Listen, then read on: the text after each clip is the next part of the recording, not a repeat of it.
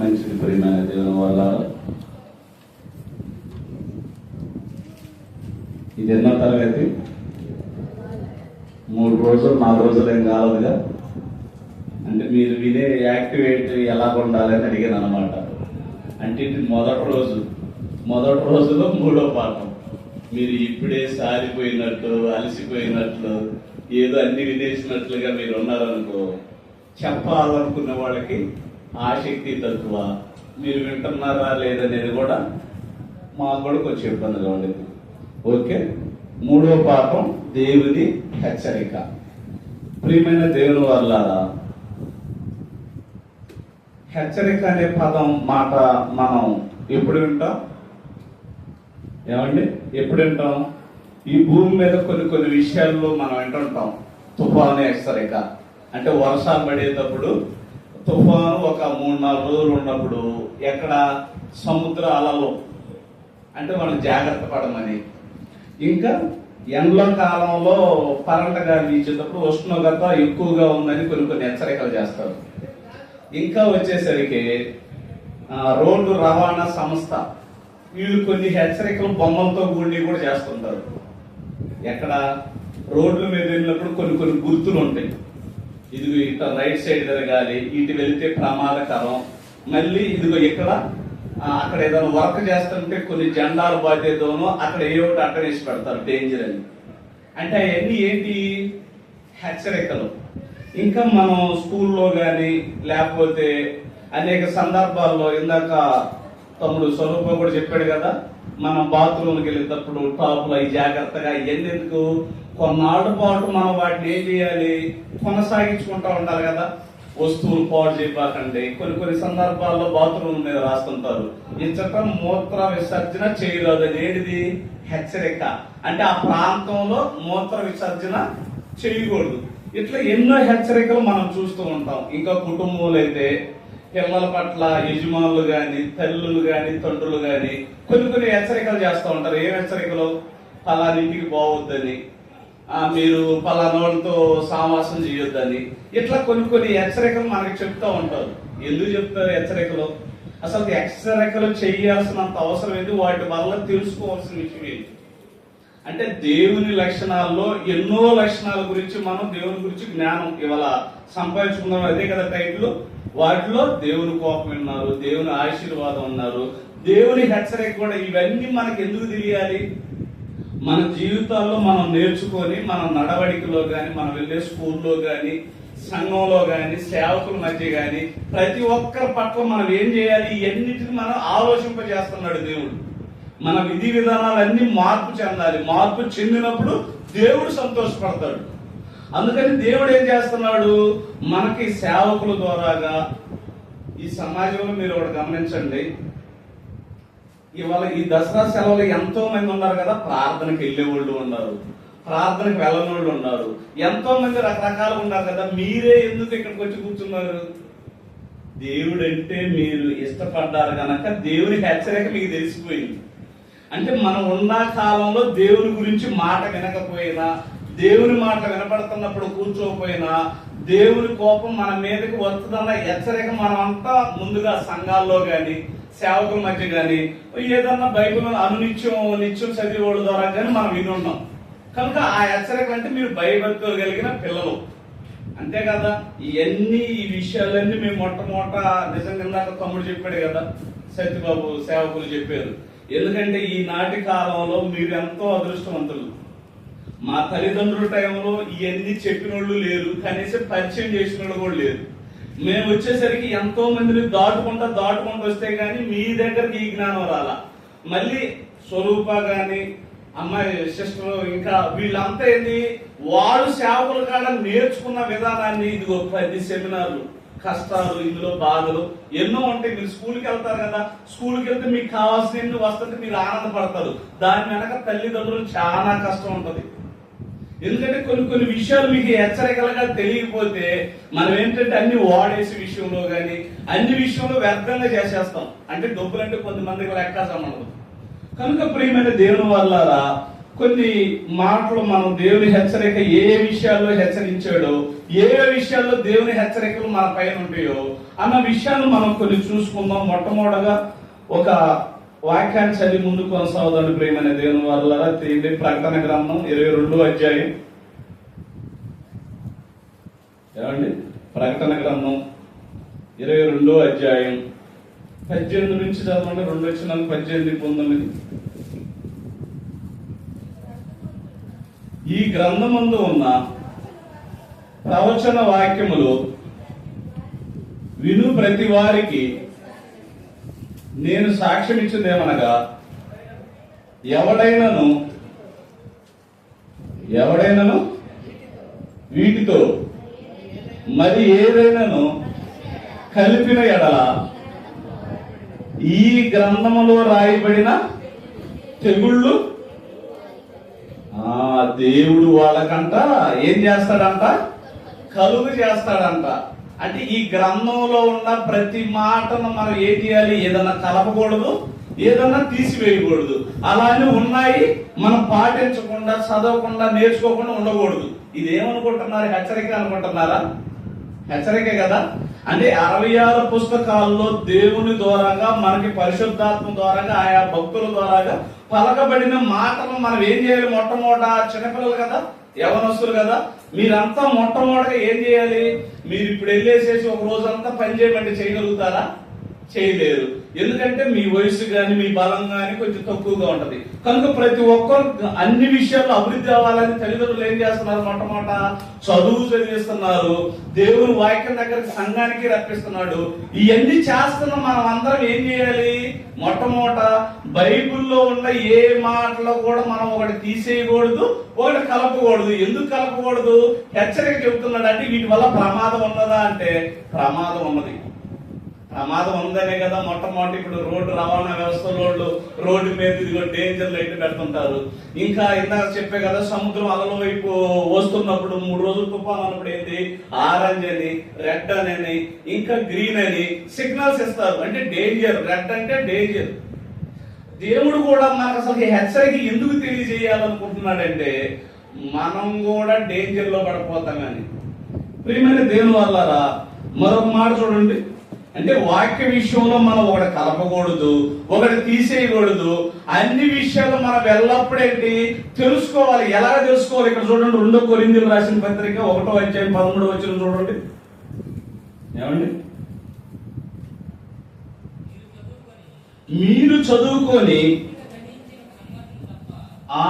పూర్తిగా గ్రహించిన సంగతులు బైబిల్లో రాయబడిన పత్రికలలో మన అప్పుడున్న శిష్యులు, సేవకులు వాళ్ళంతా ఏం చేశారు? పత్రికలు రాయటంలో గాని అవన్నీ ఏం చేశారు? చక్కగా చదువుకున్నారు.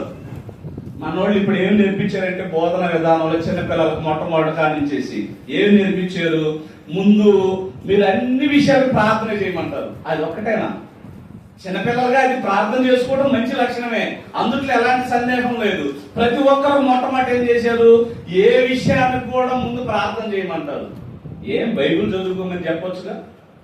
ఏమంటే బైబిల్ ఈ విధి విధానం ఏంటి? మీరు ఆదివారం ఇక్కడ చిన్నపిల్లలకి బైబిల్ తరగతి జరుగుతుంది కదా, ఆదివారం ఆరాధన రోజు అప్పుడు నేర్పిస్తా ఉండిద్ది కూతురు. ఏమి నేర్పిస్తా ఉంటది? ప్రతి ఒక్క విషయాలు నేర్పిస్తా ఉంటారు. ఎందుకు మీకు నేర్పిస్తుంది? మీరు 1 నుంచి 10 దాకా ఎందుకు చదవాలి, ఇంటర్ ఎందుకు చదవాలి, డిగ్రీ ఎందుకు చేయాలి, పిహెచ్డి ఎందుకు చేయాలి, ఉద్యోగాలు ఇవన్నీ ఎందుకు? మనం బ్రతుకటానికే. గుర్తుపెట్టుకోండి, మనం చదువుతుంది ఎందుకు?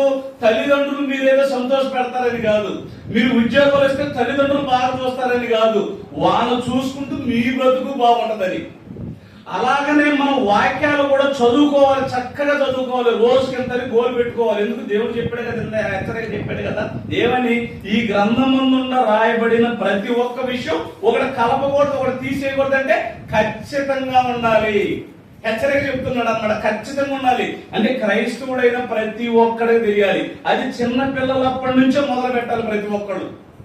అంటే ఇక్కడ ఉన్న ఈనాడున్న క్రైస్తవ సమాజంలో దేవుని హెచ్చరిక చేయటం ఆపేసేసి ఏం చెప్పడం మొదలు పెట్టారు? ప్రార్థన ఒకటే చేయండి, ప్రభు నమ్మండి పరీక్షలో పాస్ అవుతారు, ప్రభు నమ్మండి మీకు స్వస్థత జరుగుతుంది. అంటే ప్రేమ సంబంధం అనే ఇంతవరకే చెప్తున్నారు, కానీ మీరు బాగా చదువుకొని చక్కగా ఎవరన్నా కానీ కాపీ కొట్టకుండా, లేదా మీరు చేసే ప్రతి ఒక్కట్లో ఇలాగే ఎగ్జామ్ రాయాలని ప్రార్థన చేయడం మీరు చూసారా? మీరు కూడా కాదు, అక్కడికి వెళ్ళిన తర్వాత ఎట్లా సాయి పాస్ కావాలని చూస్తాం తప్ప. అంటే మన స్కూల్కి వెళ్ళినా ఎక్కడైనా కానీ మనకి ఒక భయం, ఒక హెచ్చరిక మనలో ఉండాలి. అమ్మో మనం బడికి వెళ్ళాం, చక్కగా చదువుకోవాలి, సంఘానికి వచ్చాం, చక్కగా వాక్యం అనాలి. ఇదిగో ఈ 6 రోజులు చెప్పబడుతుంది. ఎందుకు అనుకుంటున్నారు? మీకు చాలా విషయాలు తెలియజేస్తున్నారు. మీరే కదా, మేము కూడా పెట్టాం. అనేక మంది సేవకుల ప్రయాస ఏంటి? మీరు ఒక అన్నం వండాలంటే కేజీ బియ్యం తీసుకురావాలి, ఎంతో కష్టపడాలి. ఈ సెమినార్ జరగాలంటే వాళ్ళు ఎంత కష్టమో తెలుసా? మన పెద్దలు దైవజనులు, మన పెద్దల సేవకురాలు వాళ్ళంతా చూడండి. అన్నయ్య మొన్న అయితే సిమెంట్ పని చేస్తున్నాడు. ఎవరి కోసం? ఆడపిల్లల కోసం కాదు, ఎవరి కోసం? మనం అందరూ వాళ్ళ పిల్లలమని ఎన్ని ఏర్పాటు చేయటం ఎందుకు? మహాజ్ఞాన సంగతులు ప్రతి ఒక్కటి అందరికి నేర్పాలి. నేను ఇచ్చిన కాలంలో, ఈ కాలంలో దేవుడు మాకు ఇచ్చాడు కనుక ఈ యొక్క అవకాశాన్ని నేను చేయాలి. అంటే దేవుని హెచ్చరిక పెద్దలు దైవజనులకు అర్థమైంది, మనకి అర్థం అవ్వాలని ఇవన్నీ విషయాలు అంతే కదండి. ఇది 10వ సెమినార్ అంటే 9 సెమినార్కి డబ్బులు కావాలి, సమయం కావాలి, ఆ సేవకు వచ్చేవాళ్ళు కష్టాలు, కన్నీళ్లు. కొంతమంది చాలా మంది ఏమండి పనులు చేయడానికి కూడా ఇష్టం లేని వాళ్ళుగానే ఉంటారు. వాక్యం వినటానికి కూడా ఇంత ఛాయకి చేసి ఎన్ని చేస్తుంటే మన వాక్యాన్ని పాడుకు వచ్చిన తర్వాత ఎలాగుంటాం? ఏదో తొందరగా ముగిస్తే బాగుంటాం, మొత్తం అన్నం తింటాం, అంతే కదా. మనం ఎక్కడికన్నా వెళ్ళినప్పుడు మీరైనా ఎవరైనా మొట్టమొదట మనకు జ్ఞాపకం వచ్చేది ఏంటిది? భోజనము, ఇంటికాడ ఉన్న కష్టాలు, కన్నీళ్లు. మన ఎట్టా అక్కడ ఉన్నప్పుడు, ఎల్లకాడ ఉన్నప్పుడు ఈ దరిద్రం అంతా ఎట్టా అనుభవిస్తున్నాం. దేవుని సన్నిధిలోకి వచ్చిన తర్వాత కూడా ఆలోచన చేస్తే నువ్వు ఎప్పుడు గ్రహిస్తావు? ఆయన హెచ్చరికలు నీకు ఎట్లా తెలుస్తుంది? ఎందుకంటే నువ్వు వెళ్ళే ప్రతి నిత్యం. ఇప్పుడు ఈ 6 రోజులు విన్న సంగతులు ఈ 6 రోజులు వరకే అనుకుంటున్నారా? ఈ 6 రోజులు కాదు, ఈ 6 రోజులు విన్న సంగతులు మళ్ళీ వచ్చే సంవత్సరం 11వ సెమినార్, ఎన్నో సెమినార్ ఇక్కడ పెట్టేటప్పటికి మీ జీవితాల్లో ఒక మార్పు రావాలి. ఆ మార్పు రావాలంటే ఎట్లా తెలుస్తుంది మాకు? మేము మారిపోయామని మీ సాక్ష్యం మీకు మీరు చెబితే కుదరదు. ఎట్లా తెలిసింది? మీరు వెళ్ళే స్కూల్లో కానీ, సంఘంలో కానీ, తల్లిదండ్రుల పట్ల కానీ మంచి మాటలు వాళ్ళ ద్వారా వినాలి. సేవకులైన వాళ్ళు కానీ, హాస్టల్లో ఉన్న వాళ్ళ ప్రిన్సిపాల్ అయిన వాళ్ళ ద్వారా కూడా చక్కని కుటుంబాలని, చక్కగా దేవుళ్ళు పెంచే కుటుంబాలని ఇదిగో పంపించారు. అంటే ఇవన్నీ మీకు తెలిసినప్పుడు దేవుని హెచ్చరికలకు మీరు లోబడ్డారు. ఒక విషయం, ఒక సందర్భాన్ని మీకు చెబుతాను, ఎందుకంటే 1/2 అవరే కనుక కొన్ని విషయాలు మీకు అసలు ఇంప్రూవ్ తెలియాలి కదా. ఈ సెమినార్ ఎందుకు చేస్తున్నారు? ఈ జ్ఞానం దేవుని ప్రేమని, దేవుని కోపమని, దేవుని ఆవేశం, దేవుని హెచ్చరికలు ఇవన్నీ మీకు తెలియజెప్పడానికి కారణం ఏంటి? మీ జీవితాల్లో మీ బ్రతుకులు బాగుండాలి. అనేక మంది బ్రతుకులు మార్చే యవనస్తులు మీరు. తెలుసా? మీరు అనేక మంది, ఎంతమంది సేవకులు అవుతారో తెలియదు, ఎంతమంది ఉద్యోగస్తులు అవుతారో తెలియదు, ఎంతమందిని మార్చాలో మనకు తెలియదు. ఎందుకంటే అన్ని విషయాలు మీకు తెలిస్తే కదా మీరు మారేది. ఏమి చదవకుండా ఉద్యోగాలు సంపాదించిన వాళ్ళు ఎవరైనా ఉంటారా? ఒక రికమెండేషన్ మీద ఉద్యోగాలు సంపాదించిన వాడికి ఏం తెలుస్తుంది? ఇప్పుడు పాతోళ్ళు అండి టీచర్లు ఉన్నారు కదా, ఇప్పుడు కొత్తగా వచ్చేవాళ్ళు అయితే పాతోళ్ళు ఉన్నవాళ్ళు వాళ్ళకి ఏమి తెలియదు. మన టీచర్ నాకు ఆమె అడిగా, ఏంటంటే 10th అయిపోయిన తర్వాత వొకేషనల్ కోర్సు వెటనరీ లేదు ఏం చేస్తే బాగుందంటే ఏంటో మాకు తెలియదు అని అక్కడ టీచరే. అంటే ఏ టెక్నాలజీలో అది మనం తెలుసుకోగలిగితే మనం దేవుళ్ళలోనైనా సమాజంలోనైనా డెవలప్మెంట్ అవుతాం. ప్రేమైన దేవుని వల్ల ఒక హెచ్చరిక, ఒక సందర్భంలో మనకు అందరికి తెలిసిందే. మొట్టమొదట చూడండి, ఆదికాండం 3వ అధ్యాయం 3వ వచనం. ప్రియులారా, ఆదికాండం ఒక హెచ్చరిక. అప్పుడు మొట్టమొదట మన ఆది తల్లిదండ్రులకు దేవుడు ఒక హెచ్చరిక తెలియజేశాడు. అది ఒక్కసారి చూడండి ప్రియమైన దేవుని వల్ల. ఆదికాండం 3వ అధ్యాయం 3వ వచనం. అయితే తోట మధ్యనున్న చెట్టు బలమును గురించి దేవుడు మీరు చావకుండాన్నట్లు వాటిని తినకూడదనియు వాటిని ముట్టకూడదని చెప్పినది సర్పంతో నేను. అంటే దేవుడు ప్రారంభంలో ఎందుకు చెప్పాడు ఇది? ఏమండి, ఏదేని తోటలో చక్కటి అన్ని మీకు కావాల్సిన సకల సౌకర్యాలు చేశాడంట. చేసేసి ఏమంటున్నాడు? అక్కడ మధ్యలో ఒకటి ఉందంట. మీకు ఈ విషయం ఒకటి చెబుతా. ఇప్పుడు మీ స్కూల్లో అందరు పిల్లలు ఉంటారు, ఇక్కడ కూడా అందరూ ఉండాలండి. ఇక్కడ అందరూ ఉంటే ఇంత మంచి పాఠం చెబుతా ఉంటే ఒకరికి గిల్లుతా ఉండి ఒకరికి ఇచ్చుతా ఉంటే ఒకడు ఏమంటారు వాడి గురించి? అరే ఇంత మంచి వాక్యం చెబుతా ఉంటే ఎందుకలా గిల్లుతావని ఎవరన్నా అంటారా? ఎందుకంటే అట్లాంటి బాగా ఆకర్షించబడతాయి అన్నమాట. చూడండి స్కూల్లో గాని సమాజంలో గాని మంచిగా బ్రతికోడికి ఎక్కువ ఇబ్బందులు. పిల్లలైన మీరు కూడా మీరు వెళ్ళి ఏదన్నా ఎవరి ముందన్నా ప్రార్థన చేసుకున్నా చెడ్డ పిల్లలు ఉన్నారు అనుకో, వాడి మీద ఎట్లా ఉండిద్ది అనుకున్నా, వీళ్ళు వెళ్ళే ప్రార్థన చేసేవాడు, వీళ్ళు వెళ్ళే ప్రార్థనకి వెళ్ళేవాడు, మనకు వెళ్ళమా? మనకు తెలియదా? అంటే ఎంత దారుణంగా మిమ్మల్ని మాట్లాడతారు. అందుకే దేవుని గురించిన అన్ని లక్షణాలు మీకు తెలిస్తే, ఆ లక్షణాలు ఎరిగితే మీరు నవ సమాజానికి నాంది పలికిన వాళ్ళు అవుతారు ఈ తరాలు. ఇక్కడ ఆది తల్లిదండ్రులకు వాళ్ళకి హెచ్చరిక చేశారు కదా, హెచ్చరిక చేసింది ఎందుకు? ముందుగా జరుగుద్దని చెప్పాడా జరగదని చెప్పాడా? ముందుగా జరుగుద్దనే కదా చెప్పింది. ఇది ముందు చేసిన తర్వాత చెప్పాడా లేదా చేసేటప్పుడు చెప్పాడా చేయక ముందు చెప్పాడా? అంటే ఒక ప్రమాదం అనేది ఒక హెచ్చరిక అనేది ఎప్పుడు చెప్తారు? జరుగుతుంది నువ్వు జాగ్రత్త పడు అనేది హెచ్చరిక జారీ చేస్తాడు. అట్లనే తండ్రి అని దేవుడు కూడా ముందుగా హెచ్చరిక చేసినప్పుడు కూడా వాళ్ళు ఏం చేశారు? హెచ్చరికని మితి మీరిపోయారు. అందుకనే వాళ్ళు ఏం చేశారు? వాళ్ళ హెచ్చరికను మితి మీరిపోవడం వల్ల ఏం జరిగింది? వాళ్ళు దేవుడు ఎలాగైతే ఏదైనా తోటలో వాళ్ళు ఉండాలనుకున్నారో అది కోల్పోయారు. అంటే హెచ్చరికలు మనకి దేవుని హెచ్చరికలు కొన్ని తెలియజేస్తున్నప్పుడు మనం ఏమనుకోవాలి? ఆ హెచ్చరికలు విని అమ్మో మనం జాగ్రత్త పడాలి. తల్లిదండ్రులు చెబుతుంటారు కదండి, తల్లిదండ్రులు కానీ సేవకులు కానీ చెబుతుంటారు, రే నువ్వు చెడ్డోళ్లతో సావాసం చేస్తున్నావు, నీ పద్ధతి బాగులేదు. ఇవన్నీ చెబుతున్నప్పుడు మనోడు జాగ్రత్త పడతారా? ఎందుకు జాగ్రత్త పడరు? అమ్మదావో అమ్మదే, ఆమె చెబుతానే ఉంటదిలే. అంటే ఇవాళ కల్చర్కి ఎలాగయ్యారు? అమ్మేలే చెప్పింది, తండ్రిలే చెప్పారు, సేవకుడేలే చెప్పారు. మొట్టమొదటిగా మీరు ప్రతి ఒక్కరు తెలుసుకోవాల్సింది తెలుసా? దేవుని హెచ్చరిక లోబడిన వాళ్ళు అయితే సంస్కారం నేర్చుకోవాలి. ప్రతి ఒక్క మన పెద్దోళ్ళు అయిన వాళ్ళు వచ్చినప్పుడు వందనాలు పెట్టడం నేర్చుకోవాలి. ఇప్పుడు తమ్ముడు చెప్తున్నాడు కదా, సేవకులతో నేర్చుకున్న సంగతులన్నీ ఇట్లా సెమినార్ రూపంలో మనకు తెలియజేస్తున్నాడు. ఇదిగో నువ్వు ఈ పని చేయి, నువ్వు ఈ పని చేయి. ఆ పని బాగా చేసేవనుకు మళ్ళీ నీకే చెప్తాడు. అదే చెప్తాను. దేవుని హెచ్చరిక, ఆ హెచ్చరిక కృప కూడా మనకు అనుగ్రహిస్తుందన్న సందర్భాన్ని మీకు తెలియజేస్తాను. నీకు ఎన్నో విషయాలు ఉన్నాయి, హెచ్చరిక మీకు తెలియని కాదు.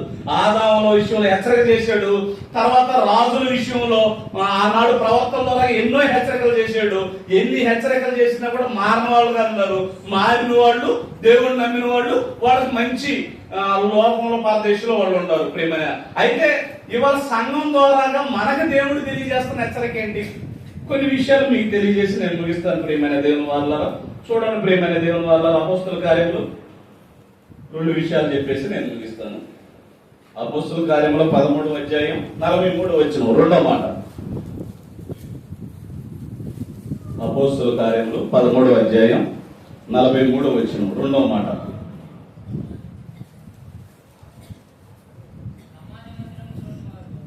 సమాజ మందిరములోని వారు, రెండో మాట నాయన చాలు, రెండో మాట చాలు మనకి. దేవుని కృపయందు, అపోస్తుల కార్యం 13వ అధ్యాయం 43వ వచనం, దేవుని కృపయందు నిలకడగా ఉండవల్లని వారిని హెచ్చరిస్తున్నాడు. ప్రియమైన దేవుని వాళ్ళ ఇక్కడ ఏమంటున్నాడంటే దేవుని కృపయందు నిలకడగా ఉండాలని కూడా హెచ్చరించాలా? దేనిది దేవుని కృప? ఏమంటే ఏంటిది దేవుని కృప? మీకేమన్నా దేవుని కృప మీ ఎడల ఉందని మీరు అనుకుంటున్నారా? ఒకసారి దేవుని కృప మా ఎడల ఉంది అని యవనస్తులు మీకు అర్థమైతే ఒకసారి చేతులు ఎత్తండి. అంటే మీకు దేవుని కృప ఉన్నది మా పైన ఉండదన్న సంగతి మీకు అర్థం కావద్దనమాట. మరొక మాట చేయడం చెప్తాను. ఏమండి మరొక మాట, 2 కొరింథీయులకు రాసిన పత్రిక ఏమండి 6:1, కాగా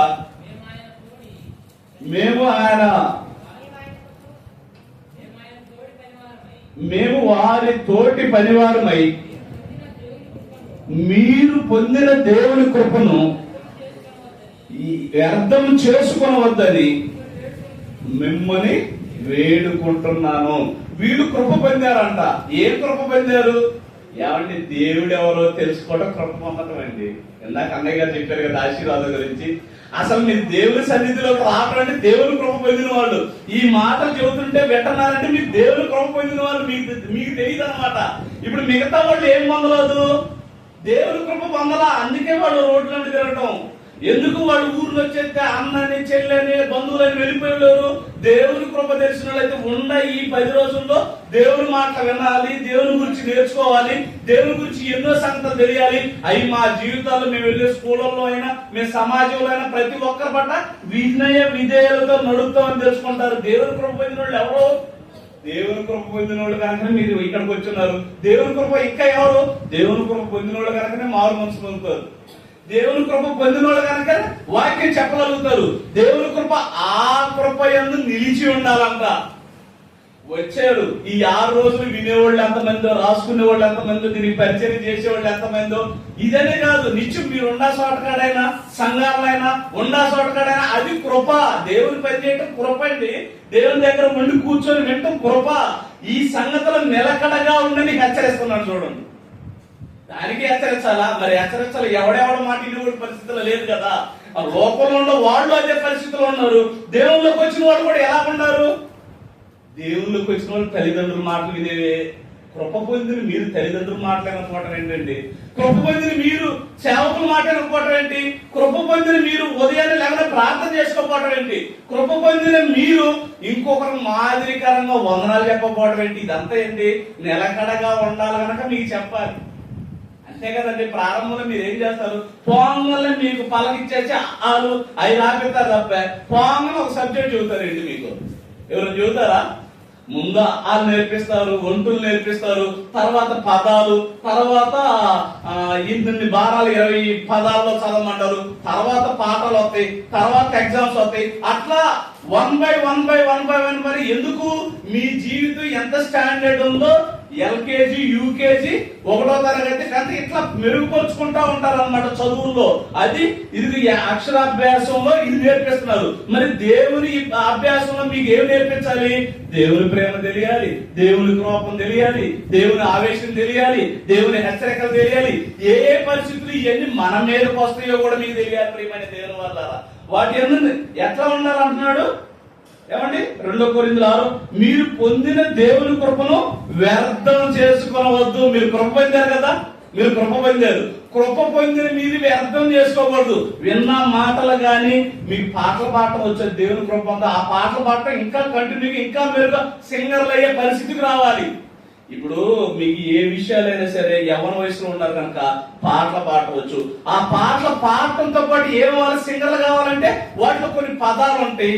అవి బాగా వాక్యం నేర్చుకున్నారు అనుకోండి, బాగా జాన్సన్ అని పాటలు రాయగలిగాడంటే ఎలా రాయగలిగాడు, పాడగలిగాడంటే ఎలా పాడగలిగాడు, డాడీ గారు అని పాఠాలు అని చెప్పారంటే మొత్తం బైబిల్ పరిశీలనగా చదివారు.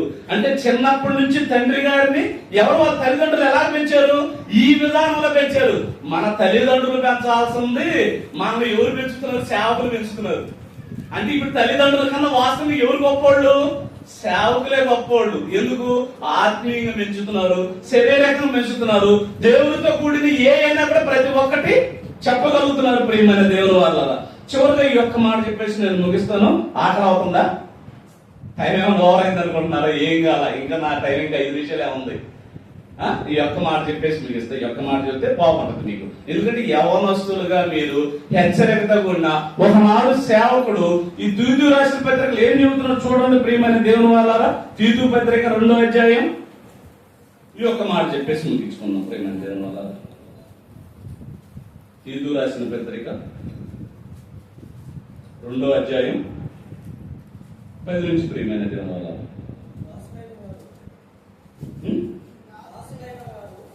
దాసులైన వారు అన్ని విషయముల యందు మన రక్షకుడగు దేవుని ఉపదేశమును అలంకరించినట్లు తమ యజమానులకు ఎదురు మాట చెప్పక ఏమీ అపరెప్పక సంపూర్ణమైన మంచి నమ్మకమును కనుపరుస్తూ అన్ని కార్యముల యందు వారిని సంతోష పెట్టుచు వారికి లోబడి ఉండిరని వారిని హెచ్చరించుము.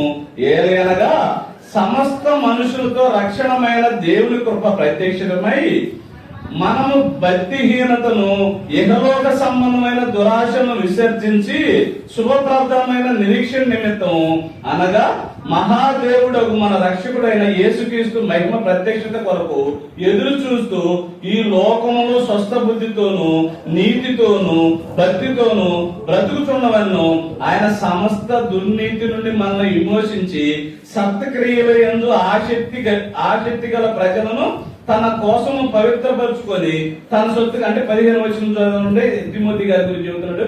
వీటిని గురించి బోధించుచు హెచ్చరించుచు సంపూర్ణ అధికారంతో దుర్బోధమును ఖండించుము. అంటే మనం దేవుని సన్నిధిలో ఎదుగుతున్న మనం అందరం ఎలా ఉండాలి?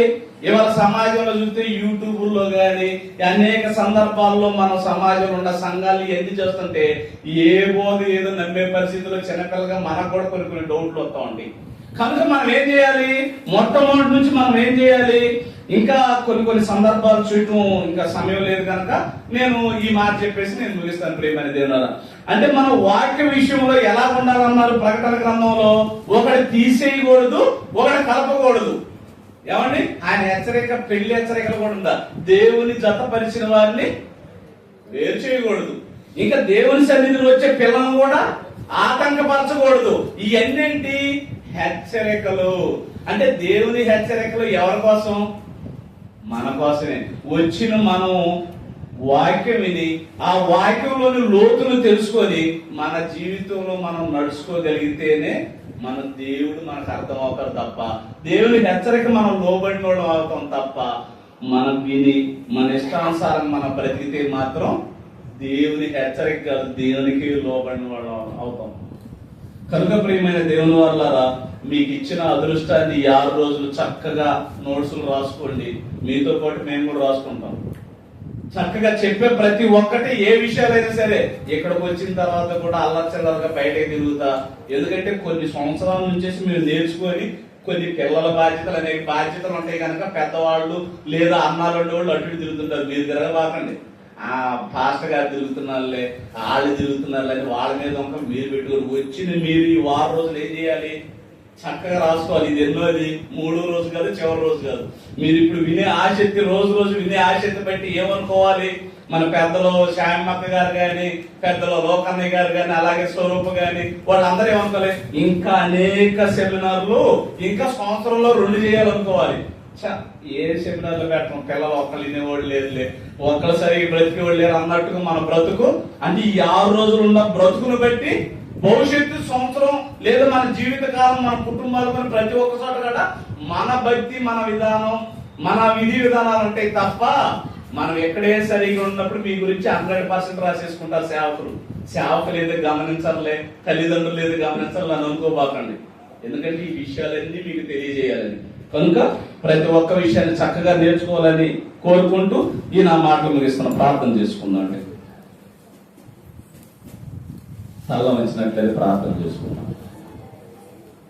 దయగలిగిన మా కన్న తండ్రి, మీ ఘనమైన నాన్న బట్టి వందనములు స్తోత్రములు ఆయన. ఇదిగో నాయన, కొన్ని నెలల నుంచి నాయన ప్రణాళికలు సిద్ధం చేసిన ఆయన అనేక సౌకర్యాలు మీ పిల్లల కోసం నాయన ఇదిగో సిద్ధపాటు కలిగజేశారు నాయన. నిజంగా నీ దయా సంకల్పంలో నాయన ఎవరెవరు ఏమేమి పనులు చేయాలో నాయన ఆయా కాలాలను బట్టి నాయన ప్రతి ఒక్కటి సమకూరుస్తున్నారు దేవా. మీకు స్తోత్రం వల్ల నాయన. ఇదిగో నాయన తమ్ముడు స్వరూపుని నాయన వారికి ఇచ్చిన నాయన ఇదిగో నాయన సహాయాన్ని నాయన చెల్లిని, అలాగే నాయన మా పెద్దలు దైవజనులు నాయన ఇదిగో లోకన్నయ్య గారిని, అలాగే షాయమక్క గారిని, ఇంకా ఎంతో మంది వైస్ ప్రిన్సిపల్ నాయన, వారి సతీమణి, ఎంతో మంది నాయన లెక్చరర్లుగా సంఘంలో నాయన అనుదినం నాయన నిత్యము పనులు చేస్తూ ఉన్నారు నాయన. ఎన్నో ఏర్పాట్లు చేశారు నాయన. ఈ 6 రోజులు నాయన వచ్చిన మీ బిడ్డలందరికీ మంచి సంగతులు, మంచి జ్ఞాన సంగతులు మేము నేర్చుకున్నామని మీ బిడ్డలంతా సంతోషించలాగున నాయన ఈ 6 రోజులు ఉండలాగిన కృపను అనుగ్రహించాలి నాయన. ఏ ఆటంకాలు లేకుండా నాయన దూర ప్రాంతాల నుంచి వస్తున్న సేవకులు, అలాగే నాయన అనేక ప్రాంతాల నుంచి వస్తున్న ప్రతి బిడ్డలకు నాయన క్షేమంగా నాయన చేర్చండి నాయన. అలాగే నాయన ఈ 6 రోజులు మేము కూడా పని చేస్తూ నాయన, ఈ 6 రోజుల పండగలో నాయన, ఈ యూత్ సెమినార్ లో గొప్ప జ్ఞాన సంగతులు నేర్చుకుని మా జీవితాల్లో నాయన, మేమున్న సంఘములలో అలాగే నాయన మేము వెళుతున్నా నాయన, సమాజంలో గాని స్కూళ్ళల్లో గాని నాయన, ప్రతి ఒక్క చోట కూడా వినయ విధేయతలు కలిగిన ఆయన ఇదిగో నీకు ఘనత తెచ్చే వాళ్ళంగా ఎల్లప్పుడూ నాయన, ఇదిగో మా జీవితాలను బట్టి మీరు అవమానకరంగా ఉండకుండా నాయన, మా జీవితాల ద్వారా నాయన స్తుతి ఘనత కలిగే విధంగా నాయన మా జీవితాలు ఉండులాగా కృపను గ్రహించమని, మిగతా జరగనంత కాలం నాయన, మిగతా జరగన ప్రతి ఒక్క విషయంలో మీ కాపుదల దీవెన నాయన దయచేయమని ఈ మనవులు మీ ప్రియ కుమారుడు మా రక్షకుడైన యేసుక్రీస్తు వారి పేరటి ప్రార్థన అడుగుతున్నాం మా పరలోకమందున మా కన్న తండ్రి. ఆమేన్.